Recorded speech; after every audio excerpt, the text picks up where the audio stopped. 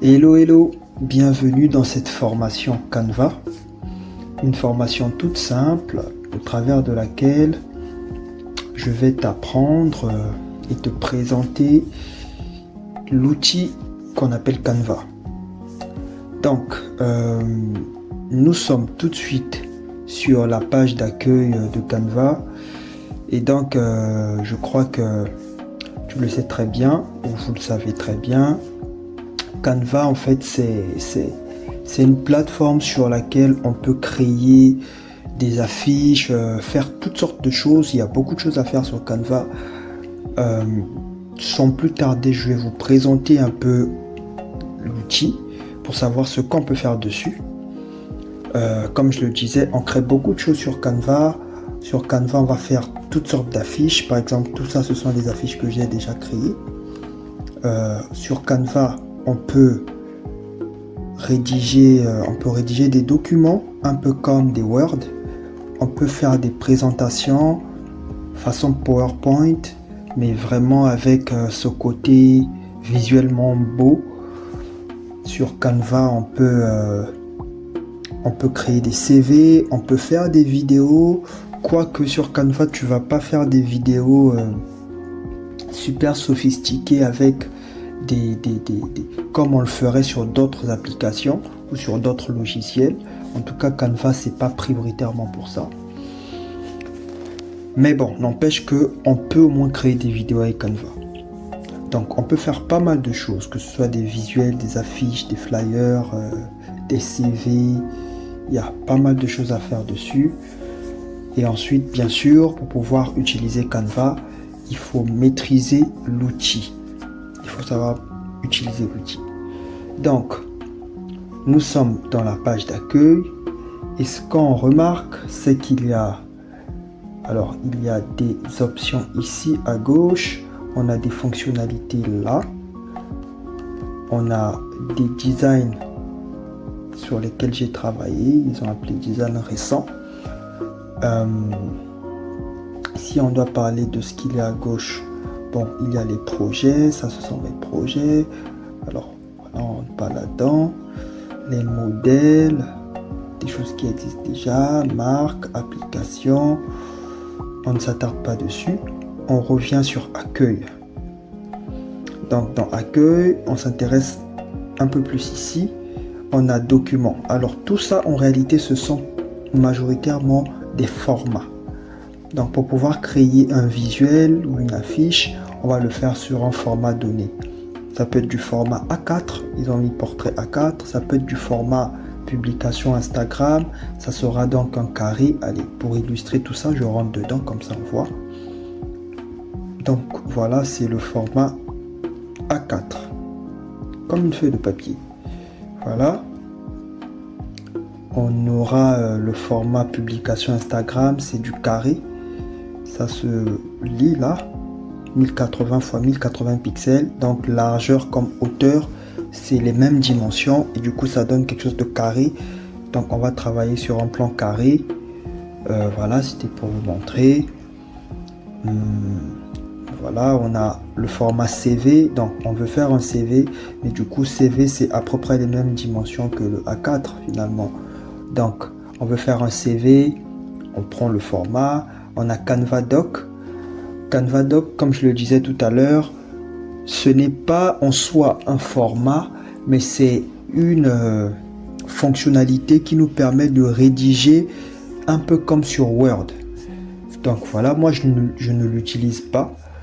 Je préfère utiliser Word directement ou Google Doc. Mais n'empêche, il y a possibilité de faire le même travail qu'on pourrait faire sur Word. Donc voilà, ça se fait ici sur Doc, donc Canva Doc. On a les tableaux blancs, on va pas rentrer là-dedans. On a les présentations comme je le disais tout à l'heure. On peut voir ce que ça donne. Donc voilà le format. On a le format présentation façon PowerPoint. Voilà, ça donne un peu des choses comme ça. Je sors de là. réseaux sociaux. Bon, ici, quand je vais rentrer dans réseaux sociaux, ça va m'afficher un peu tous les formats qu'on retrouve dans différents réseaux sociaux. Donc, les formats de publication Instagram, publication Facebook, story Instagram, statut WhatsApp, tous les formats qu'on connaît là, les dimensions, en tout cas, tout est prédéfini ici. Ok. Comme je le disais, vidéo, bon, on saute tout ça, on voit dans dimension personnalisée pour nous dire que sur Canva, on a la possibilité de créer des formats avec nos propres dimensions. Et moi, par exemple, j'ai eu à utiliser ces dimensions dernièrement, d'où ils mettent dimension récente. Voilà, donc je peux créer, je peux mettre mes chiffres ou mes nombres ici. Et puis l'unité, ça peut se mesurer en pixels, en millimètres, en centimètres et tout ça. L'intérêt par exemple de mettre centimètres, c'est lorsqu'on voudrait faire quelque chose qu'on va imprimer. On veut imprimer une création et on veut avoir des dimensions bien précises. On va noter les dimensions ici. Et puis voilà, on les note en centimètres et c'est bon, ou alors en millimètres. En pixels, ça sera généralement lorsqu'on veut vraiment que la création soit à des fins d'utilisation numérique. Donc sur les réseaux sociaux et tout ça. Sur Internet, quoi. Donc, on veut créer quelque chose sur Canva. Alors, on va aller sur le format publication Instagram. Très simple. Donc voilà, format carré. Donc, comme je le disais tout à l'heure, pour pouvoir créer sur Canva, il faut avoir au minimum la maîtrise de l'outil, d'une part, et d'autre part, il faut avoir l'inspiration. Parce que si tu maîtrises l'outil, donc toutes ces fonctionnalités là, mais tu n'as aucune inspiration, tu ne produiras rien. Et vice versa, si tu as toute l'inspiration du monde, tu as les visuels qui t'inspirent, tu as des modèles, mais que tu ne maîtrises pas l'outil, une fois encore, tu ne pourras rien faire. Donc, ce qu'on va faire, c'est que on va commencer par découvrir, explorer l'outil Canva dans ses fonctionnalités. Donc, il y a le tout premier point ici qu'on appelle design.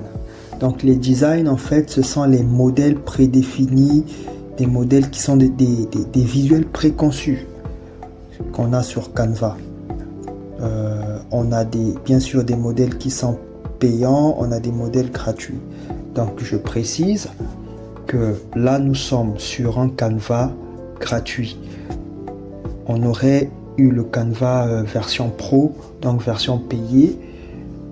On aurait eu accès à tout ce que nous propose l'outil Canva. Mais comme on travaille avec la version gratuite, donc il y a certains designs ou certains éléments qu'on ne pourra pas utiliser. Voilà. Et je précise également que Canva est utilisable autant sur le téléphone que sur l'ordinateur. Mais c'est beaucoup plus pratique d'utiliser l'outil sur l'ordinateur. Donc voilà un peu, je le disais, il y a des designs qui sont déjà préconçus ici. Je vois par exemple, allez, on va prendre ça, qui est gratuit. Donc, on a ça, on a Canva, on a un outil, on a un visuel déjà préparé. Alors, il se pourrait que l'on parte de ce modèle préconçu pour faire un visuel. Donc, voilà, j'ai ça. Je peux changer la photo. Donc, je vais supprimer. Alors, il y a un cadre et il y a l'image. Je vais supprimer l'image pour garder le cadre. Je vais par exemple remplacer. Voilà, cette photo. Par exemple. Et puis changer les éléments, changer mon titre. Là, je peux mettre le logo que je veux, mettre le nom qui est relié au logo par exemple, changer les éléments ici et j'ai un visuel. Donc en gros c'est pour nous dire que sur Canva on a la possibilité de partir de modèles qui sont déjà préconçus. Mais en faisant ça, on n'apprend pas grand-chose. On n'apprend pas grand-chose, on ne se développe pas. Or, nous, on a l'intention d'apprendre à utiliser Canva en partant de zéro. Donc, on ne va pas se baser sur ce modèle. Nous, on veut partir de zéro comme des pros. Donc, voilà. Donc, on a une page blanche. On a le design, comme je vous le disais, c'était pour vous le présenter. On a style. Alors, style, c'est un peu une combinaison de couleurs. En fait, il nous propose des combinaisons. Voilà, c'est écrit là, combinaison. Il nous propose des combinaisons de couleurs et de police, d'écriture, style d'écriture. En fait, c'est voilà, pour donner un style bien défini à un visuel qu'on veut créer. On reviendra peut-être dessus plus tard. Alors, on passe ensuite à la présentation des éléments. Donc là, on est sur le côté gauche. Jusque-là, il y a deux choses qu'il faut voir sur Canva. Il y a ce côté gauche et il y a ce qui s'affiche en haut ici. Parfois, c'est lent, parfois, c'est plus court. Tel que là, on n'a pas grand-chose. Voilà pourquoi c'est court. Là, c'est une page blanche. On a déjà la couleur.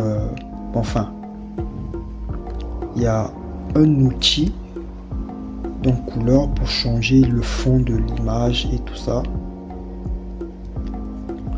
Voilà, donc ce côté, cet endroit ici se modifie en fonction de là où on se situe ici. Par exemple, si je viens dans texte, je tape texte, voilà, ça change, cette barre ici change. En fait, la barre, elle réagit en fonction de ce qu'on sélectionne sur notre visuel. En gros, c'est les fonctionnalités, les sous-fonctionnalités, si on va dire ça comme ça. Ce sont des sous-fonctionnalités par rapport à ce qu'on utilise ou ce avec quoi on interagit sur le visuel. Par exemple, là, je suis sur le fond. Voici les sous-fonctionnalités qu'on a sur le fond. Je suis sur l'écriture. Voici les sous-fonctionnalités qu'on a par rapport à l'écriture, par rapport au texte. Donc voilà un peu. Donc on était sur le design, on a les éléments. Donc les éléments, en fait, c'est tout ce qu'on peut trouver sur un visuel. Donc le visuel, pour reprendre un peu un design, on retrouve beaucoup d'éléments. On retrouve du texte. Le texte, c'est ça, c'est texte. Mais sinon, on retrouve les éléments. Le logo, par exemple, c'est un élément. Ce petit rectangle derrière, rectangle avec des bordures arrondies, c'est un élément. Le cadre photo dans lequel a été incrustée la photo, là, c'est un élément. Cette espèce de forme, c'est un élément. Voilà, on peut prendre notre visuel, par exemple ça, pour présenter davantage. Voilà, ça c'est un élément. Toutes les formes qu'on va retrouver, ce sont des éléments. L'icône du téléphone, l'icône de Internet, tout ça, ce sont des éléments. Tout ça, on les retrouve ici. Et c'est avec la multitude d'éléments qu'on va créer nos visuels. Donc, les éléments, il faut savoir les maîtriser, il faut savoir les rechercher, il faut savoir les rechercher, il faut savoir les trouver, quoi. Donc voilà, on a les formes, on a les illustrations. Si je veux afficher tout, on a Internet, on a beaucoup de choses. En fonction de ce qu'on recherche, on va trouver des éléments. Si je tape fleurs, par exemple, voilà, on va trouver des fleurs. Tout ça, c'est dans éléments. Contrairement à d'autres outils de création, comme Photoshop, où il faut aller trouver les éléments qu'on veut utiliser sur notre visuel ailleurs, sur des plateformes différentes, Canva centralise tout, de sorte à ce qu'on ait la facilité, on a tout à portée de main. Et donc, c'est beaucoup plus facile de faire de la création. Et comme je le disais, il y a des outils, il y a des éléments auxquels on n'aura pas accès parce que on est en mode gratuit. Sur le mode payant, on aura accès à plus d'éléments. Voilà, là, si je vais afficher tout, Bon, ici, là, on a tout ce qui est gratuit, mais si je tape, comme je le disais tout à l'heure, fleurs, voilà, on a des fleurs payantes. Tout ça, là où c'est écrit pro avec la couronne, c'est payant. Ça, par exemple, c'est gratuit, parce qu'il n'y a rien. Donc, on peut l'utiliser comme on veut. Et donc, voilà, je ferme. Ensuite, on a le texte. Alors, j'enlève ça. J'enlève ça. On a le texte. Donc, bon, on peut cliquer, créer un texte en en-tête, en sous-titre ou en corps. Généralement, moi, j'utilise toujours les en-têtes. C'est une question d'habitude. Tous mes textes, je pars des en-têtes et puis j'écris. Même quand je vais écrire un corps de texte, j'utilise en-tête. C'est vraiment une question d'habitude. Voilà. Et puis en bas là, ils ont comme des modèles de texte. Voilà, bon, ça c'est des trucs pro. Il faut avoir l'abonnement. Donc on a le texte. Et donc, comme je le disais, on le montrait tout à l'heure, on en parlait tout à l'heure. Quand on a le texte, on a les sous-fonctionnalités qui sont relatives au texte. Donc sur le texte, on a la police. On peut changer la police. On prend Poppins, on prend Unito, on prend Gilles Coeur, quelque chose comme ça. On donne toutes sortes de polices. Si on connaît le nom d'une police, par exemple Lato, voilà, on la tape. Voilà, on met Lato. On a des styles de texte. Non, bon, c'est pas vraiment ça. On ressort. Je voulais dire, on a ça. Voilà, ces styles-là. On a les titrages, un peu comme des genres ou des catégories de texte. On a titrage, on a spirale, on a cool, on a pinceau, on a sérif, sans sérif, manuscrit, tout ça. Par exemple, quand je rentre dans manuscrit, ça me sort des polices qui sont de la catégorie manuscrit. Donc voilà un peu. Ça c'est un peu pour les polices. Donc on a toutes sortes de polices. On a la taille de la police qu'on peut directement modifier en chiffres comme ça. On passe à 35, entrée, voilà. Je peux abaisser en moins, augmenter. Je peux changer la couleur de la police. Je peux mettre en rouge, couleur que je veux. Je peux venir ici, prendre la pipette, donc pour pouvoir piquer la couleur de la police, enfin la couleur du texte. Je pique ça de là par exemple, ou alors je reviens là. Du coup, je prends la pipette, je peux mettre. Vraiment, ça va copier toutes les couleurs qu'il y a. Voilà, je prends le violet là par exemple. Voilà. Ou alors je peux directement modifier ça ici, changer les couleurs. Voilà, en tout cas, tout à ma convenance. Je mets en blanc. Et ici, ce sont les codes de couleurs. Ici également, si on connaît les codes exacts des couleurs qu'on veut utiliser, on les entre et puis on valide et c'est bon. Donc voilà. J'agrandis un peu tout ça, comme ça on voit bien. Ensuite, on a donc... Alors, normalement, on a le bold, le gras, l'italique. Mais ça dépend des polices. Il y a des polices où on ne peut pas mettre en italique, on peut pas. Je vais prendre une police plus classique. Comme ça, là, on peut faire toutes les manipulations dessus. Par exemple, Lato. Lato, je peux mettre en bold. Voilà. Je peux mettre en italique. Je souligne. Je peux barrer. Je peux mettre en majuscule, tout en majuscule, minuscule. Et ici, tout est centré.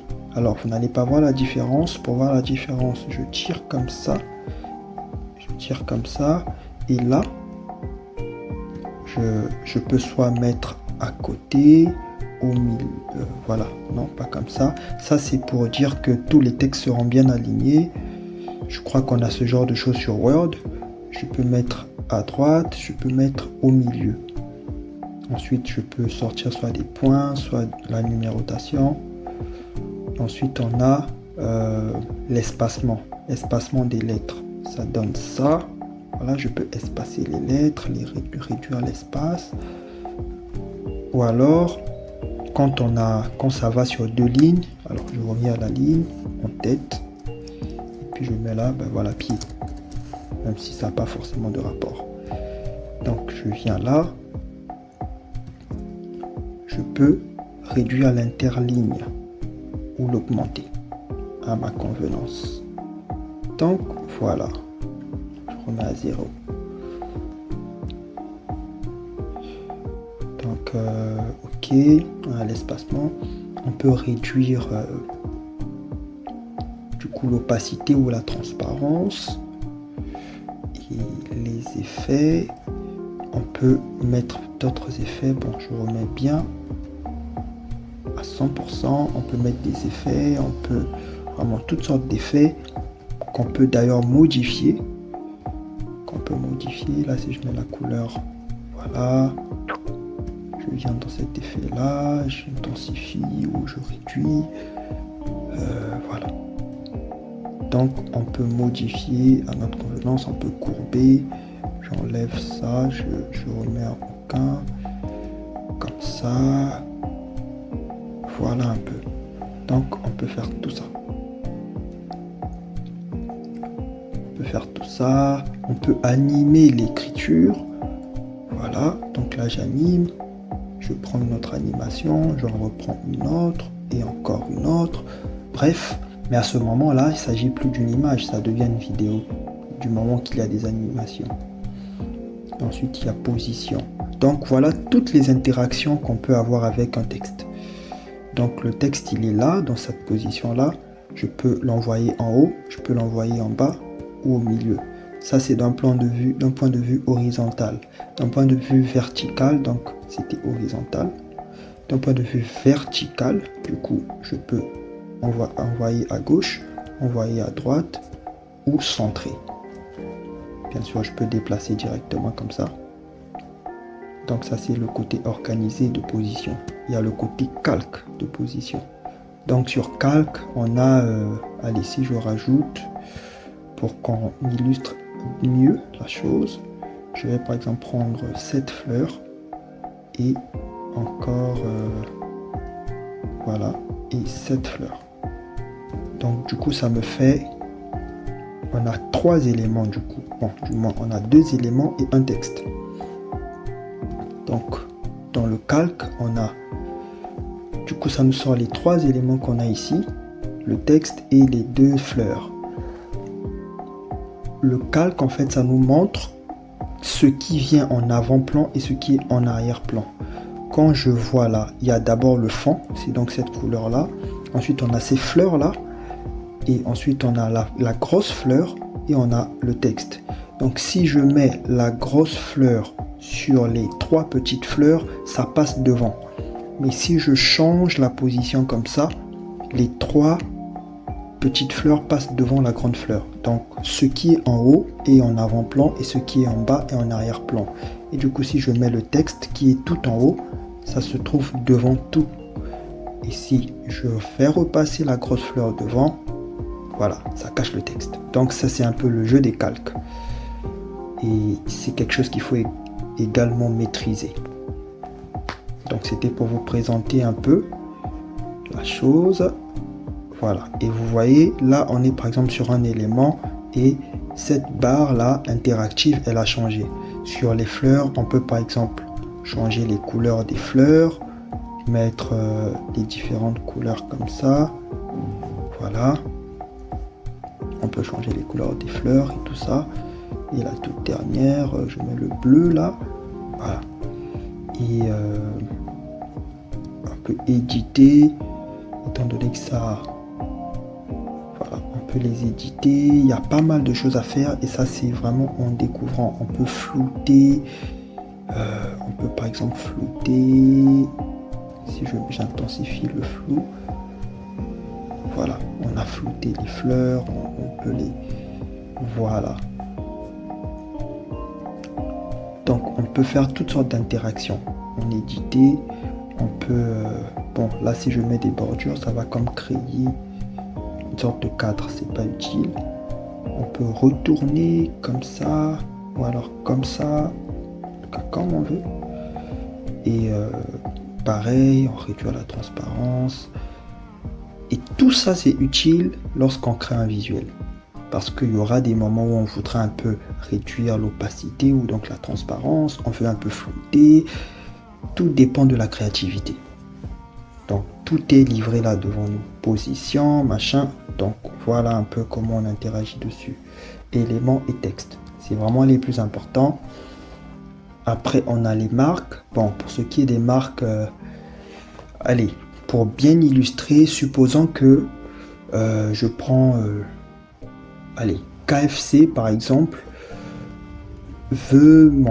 m'embauche pour que je fasse les visuels de KFC. Donc pour que tous les visuels de KFC se ressemblent, il faut qu'il y ait les mêmes couleurs, il faut qu'il y ait les mêmes polices sur tous les visuels pour que ça, au final, ça ressorte une identité visuelle. C'est pour ça qu'ils ont écrit ici identité visuelle. Et donc ici en fait, ça me permet de créer ou de prédéfinir des identités visuelles. Donc ça sera, je vais créer une palette de couleurs, des polices bien définies, tous ces trucs. Bon, j'ai jamais utilisé parce que ça s'utilise avec le Canva Pro. Donc voilà. Et donc là, bon, ça nous permet de créer notre identité visuelle. On passe à importer. Donc importer, c'est les images, les vidéos ou les audios. Alors toutes sortes de choses qu'on peut importer depuis notre ordinateur, venir les placer ici ou notre téléphone. On les place ici et quand on est abonné à un compte, quand on a notre compte, si on est sur ordinateur et qu'on importe des éléments ici, on va les retrouver même si on se connecte sur le téléphone et vice versa. Donc ensuite on a dessin. Alors ça c'est des outils que je n'utilise pas forcément, mais qui bon voilà, ça sert à ça, à dessiner quoi. Je peux changer la couleur. Bon, dans la création de mes visuels, je ne les utilise pas forcément. Donc voilà un peu, mais ça sert à ça. Ensuite on a les projets. Les projets, en gros c'est des dossiers, hein. La façon de classifier les choses et tout ça. On a les applications.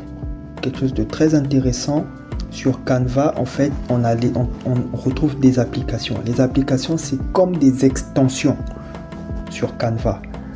Je prends l'exemple. Sur Canva, par exemple, là, j'ai installé deux applications. J'ai installé l'application Pexel.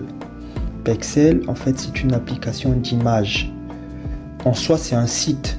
C'est un site, c'est comme une banque d'images gratuite où on retrouve des photos, on retrouve toutes sortes de choses. Si je tape ici voiture, ça va m'afficher toutes sortes de voitures gratuites.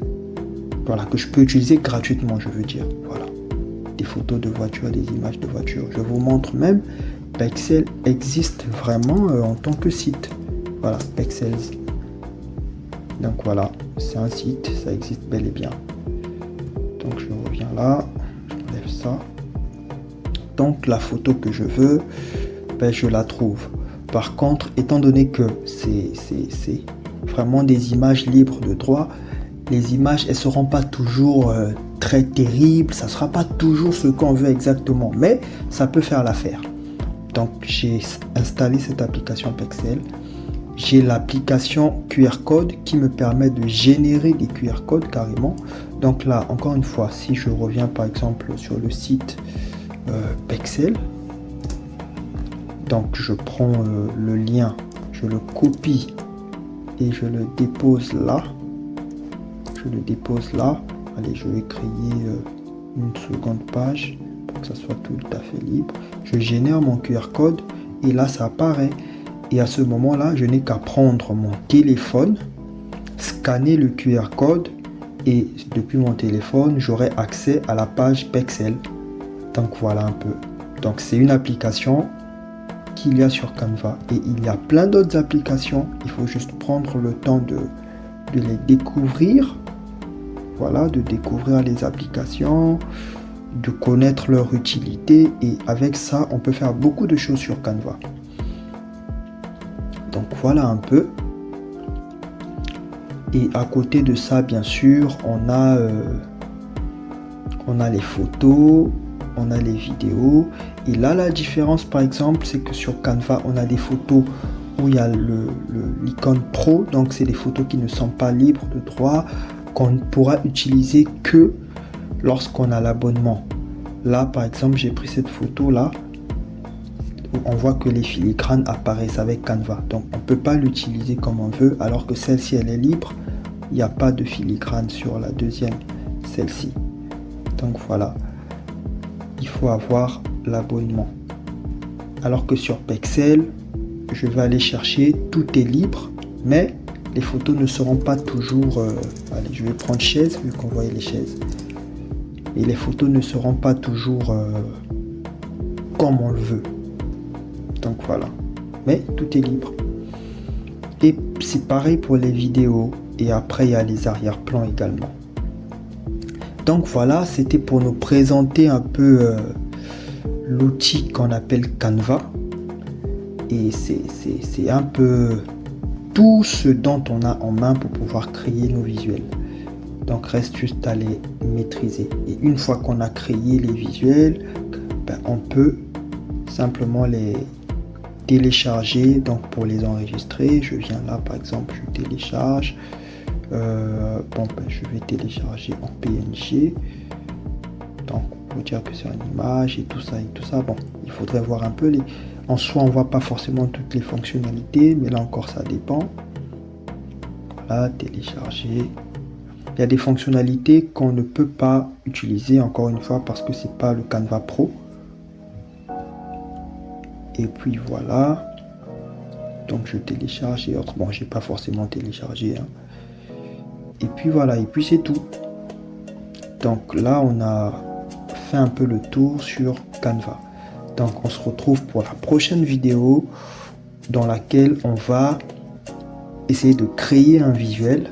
Comme ça, on voit comment concrètement tout ça là, ça s'utilise ou peut être utilisé. Je vous remercie de m'avoir suivi jusque là et on se dit à la prochaine vidéo. Bye bye.